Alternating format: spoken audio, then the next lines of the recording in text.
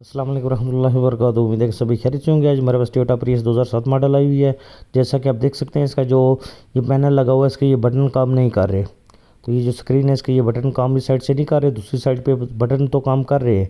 लेकिन मैं आपको दिखाता हूँ कि इसका जो हाइब्रिड सिस्टम है, ये हाइब्रिड सिस्टम की जो सेल है, ये चार्ज भी नहीं हो रही। गाड़ी जो है ना, हाइब्रिड पे कन्वर्ट भी नहीं हो रही, ये लगातार इंजन पे चल रही है।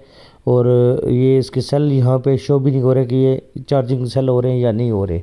तो यहाँ से हम एसी ऑन करें और एसी ऑन करने से भी ये यहाँ पे शो नहीं हो रहा। तो ये देखें, मैं बटन प्रेस कर रहा हूँ लेकिन उसके बावजूद भी एसी यहाँ पे शो नहीं हो रहा और इसकी जो सेल हैं वो भी चार्ज डिस्चार्ज शो नहीं कर रहे।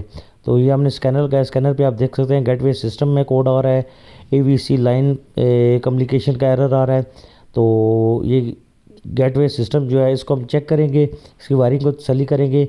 तो यहाँ पे हमने जब इसकी वायरिंग चेक की तो इन्होंने ये जेनवन इसका डेक लगा हुआ था, ये इन्होंने सीट के नीचे लगाया हुआ है। तो ये इसका जेनवन डेक है और इसको इन्होंने दूसरा डेक लगाया हुआ था।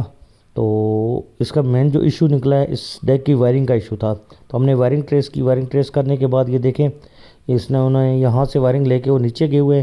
तो उसको हमने क्लियर किया। क्लियर करने के बाद आप मीटर में देखें कि अब ये सेल शो होना शुरू हो गए मीटर के अंदर, ओ सॉरी इस पैनल के अंदर। तो पैनल के अंदर ये सेल भी शो होना शुरू हो गए हैं। और इसके बाद मैं आपको एसी ऑन करके वो भी चेक करवाता हूँ।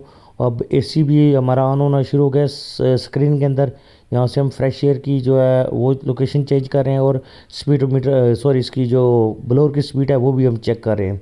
तो पहले ये शो भी नहीं हो रहा था यहाँ पे एसी का सिस्टम, और ना ही हाइब्रिड बैटरी के जो सेल हैं वो शो हो रहे थे। तो हमारा जो मेन इशू निकला है वो डेक का इशू निकला है जो सीट के नीचे पड़ा हुआ है। ये दूसरी ने स्क्रीन भी लेके आए हैं, दूसरी स्क्रीन लगाने से भी कोई फ़र्क नहीं पड़ा, सेम वही पोजीशन थी। जब हमने इसकी वायरिंग ट्रेस की तो इसके सीट के नीचे यहाँ पे डेक लगा हुआ था, जिस वजह से ये मसला आ रहा था। उसकी वायरिंग हमने क्लियर की। वायरिंग क्लियर करने के बाद अल्हम्दुलिल्लाह अल्लाह पाक की ज़ात ने करम किया कि ये गाड़ी हमारी क्लियर हो गई है। यहाँ पे एसी जो है ना वो भी चलना शुरू हो गया है, स्क्रीन पे शो होना शुरू हो गया। और इसके बाद हमारा जो इसका बैटरी के सेल हैं वो भी शो होना शुरू हो गया। खुदा न खास्ता अगर आपकी गाड़ी में कोई ऐसा इशू हो तो आप हमारे साथ रब्ता कर सकते हैं। मेरी जो वर्कशॉप है वो चकलाला स्कीम 3 रावलपिंडी में है।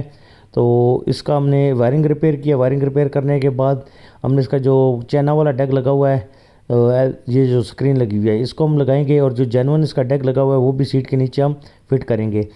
इसके बाद मैं आपको चेक करवाता हूँ कि ये देखें, स्कैनर के अंदर अब कोड सारे क्लियर हो गए हैं। स्कैनर के अंदर कोई कोड नहीं आ रहा और हमारा जो गेटवे सिस्टम है वो भी क्लियर हो गया है। अल्हम्दुलिल्लाह अल्लाह पाक की ज़ात ने करम किया और गाड़ी हमारी क्लियर हो गई है।